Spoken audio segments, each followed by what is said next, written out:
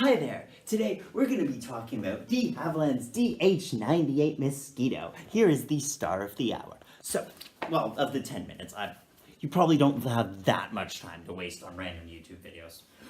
So, on that note, the Mosquito is a really fascinating plane, and there's a lot of great stuff to talk about. And one of the main ones is the whole wood thing.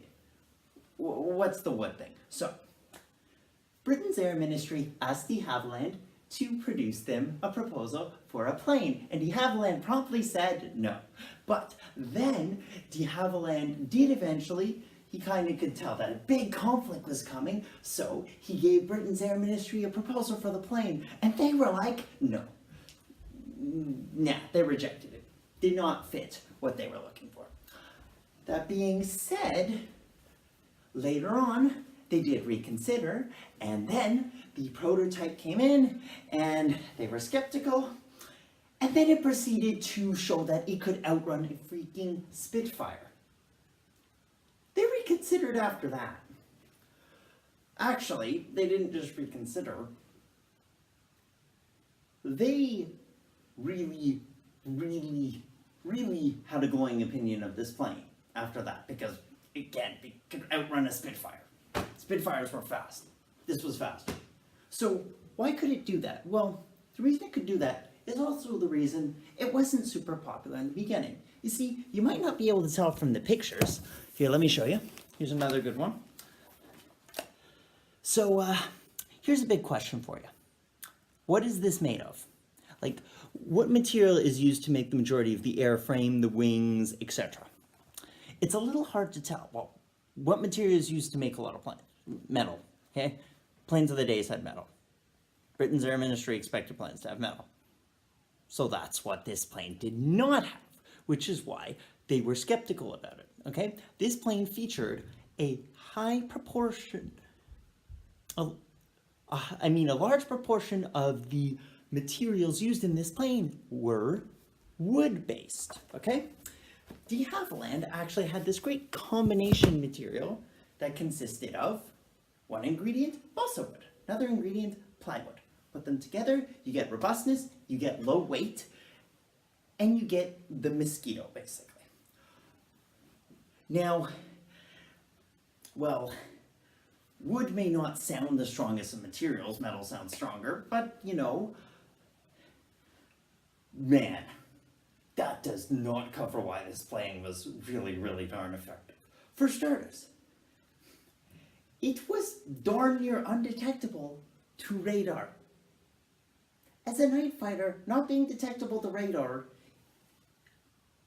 pretty much makes you a deity. Like, that's a bit of an advantage, all right? Another big advantage was that, well, wood, light, fast, and I mean fast, like, can't remember the exact measurements, but these things were, even early on, they were pushing, I believe, around 600 kilometers an hour, and they got faster, okay? Yeah. So, another great thing is the Mosquito was made mostly of wood, a resource that, in wartime, was in, at least in World War II, was in high abundance, okay? Because, well, if you're gonna basically keep your country's war machine functioning, what materials are required? One is oil, for example, like the vehicle's gotta run. But what are the vehicles made of? A lot of them are made of metal. You see the problem. There's a high demand for metal. The Mosquito was not mostly made of metal.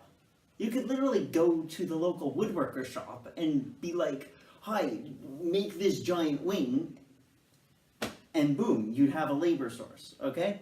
And working on a material that was not in high demand. Great. That's actually brilliant foresight. Like, I cannot emphasize enough how genius this design was. Like, they didn't just take wood to be contrarian, okay?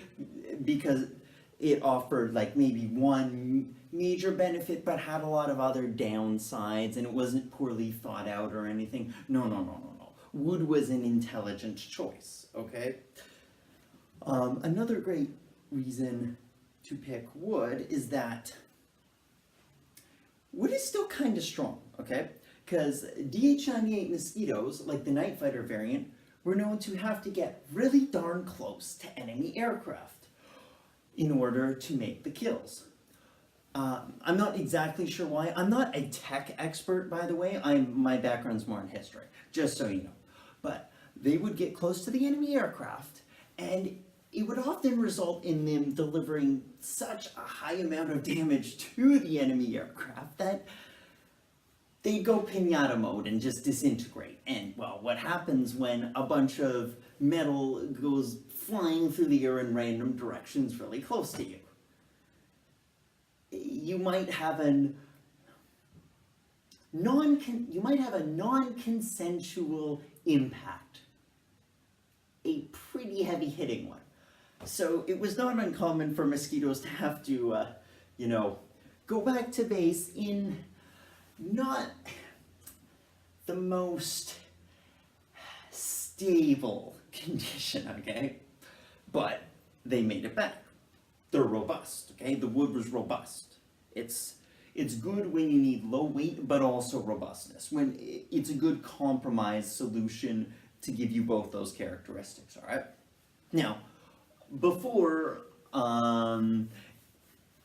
if you have any thoughts along the lines of, well, yeah, but wood must have some downsides. Yes, it did. Although, let me make this very clear, it had so many upsides as a result of the intelligent planning that really the Mosquito was overall an extremely effective combat aircraft, okay? While it did have downsides, again, the aircraft was so well designed and there was so much good foresight put into it that the downsides did not actually majorly cripple the performance or prevent it from becoming extremely devastating in several roles.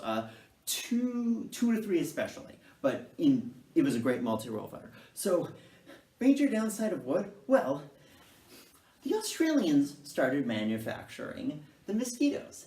And, well, what happens when you have an aircraft heavily made of wood in a very muggy environment with hot temperatures?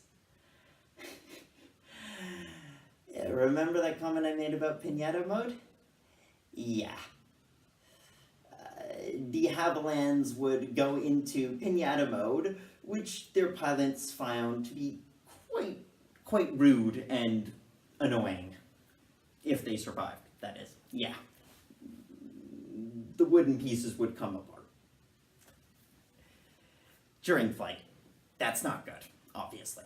So, wood was not perfect, but in the European theater, wood was a great design choice. And I'm not trying to unnecessarily overhype this aircraft. I mean, let's look at its performance statistics, okay? Around 8,000 were built. I think it's about midway between 7,500 and 8,000, somewhere between there, the amount of Mosquitoes that were built total. That being said, how many Mosquitoes were shot down? It's actually quite incredible. Let's confirm the figure. I believe it's about 193. Yeah. I'll put a little number on this in the video, a little subtitle, if this is wrong. So, that's like maybe 2% of the aircraft manufacturer got shot down. I mean, if I was a pilot in World War II, and I was told by someone who could see the future that, hey, only 2% of the aircraft of the type you've been picked to fly are going to be shot down, I would hug them and probably build 8 gold statues of them and give them my life savings. Like, those are pretty good odds, honestly. In comparison, a B-17 airman, daytime bombing raids, not fun. Smoke, can't see where you're going. Luftwaffe clearly know you're there because, well, it's as clear as day, because it's day, it's literal day.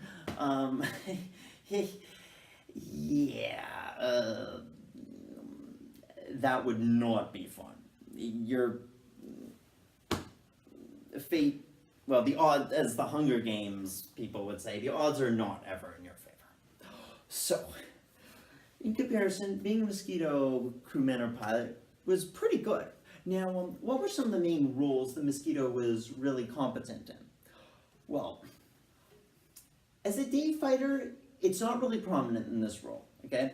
They did conceptualize a Mosquito variant that would be a day fighter, but it was most commonly used in the fighter-bomber role, and the, well, not, and effectively, I should say, commonly and effectively, when those two are taken together in the fighter-bomber role and the night fighter role, although it was also a trainer. There was a Sea Mosquito at one point too, and some other variants, I believe. So basically, as a fighter-bomber, these things dealt damage. Now, here's some great pictures of some ships in the Norway region having a really, really bad day, okay? Not fun. And over here we have, in fact, I believe, another picture of ships finding out that the Mosquito pilots are really, really not happy with their existence. Yeah, this ship here. You can't even see the ship. It's just smoke in the outline of a ship. I'm not even kidding. Look at that. That is a place on Earth I would not want to be. So, basically, there's this wonderful picture I really want to show here. So you can see there's the ground crew, and they're loading rockets onto the aircraft. Now, in one of the books I read, the author said that being on the receiving end of an entire load's worth of the rockets from a Mosquito, well, or, you know, in general from a warplane, is basically like if a large battle cruiser or battleship hit you with its broadside, okay? Like, wow. Again, not a great place to be, okay? So, they could do a lot of damage.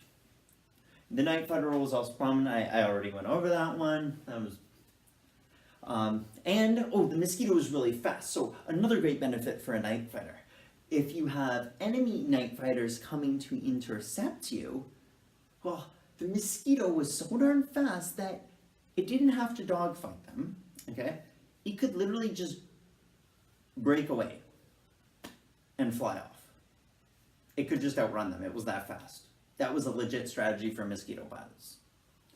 And again, like, look at that low loss record, like around 193 planes lost. It's 8,000, well, approximate 8,000, wasn't that many. It was like between 7,500 and 8,000, but again, I'm rambling. So,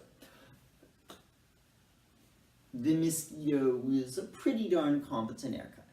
Yeah. I also like to bring this stuff up because, you know, it's not an aircraft that's so famous in our pop culture today. Like, you got the Spitfire. Everyone knows what the Spitfire is. It's amazing. It's wonderful. And look at me doing all this Lindy beige, like, dramatizing. But it's deserved because the Spitfire's a great plane. But there's a lot of other great planes that aren't very big in our pop culture. Mosquito being one of them. I'm glad they have one in battle. I'm glad they featured in Battlefield 5, from what I saw. It's honestly a darn good plane. Yeah. So, yeah, that's the de Havilland DH-98 Mosquito. I think I went over all the main stuff. Please, if you have any comments, please leave them. If you have any criticisms, though, definitely leave them, all right? History gets better if you argue stuff. Plus, it's fun. All right, so thank you very much for watching. Feel free to let me know if there's any additional information you want to know in the comments, and live long and prosper. I don't know how to end videos. Have a good day.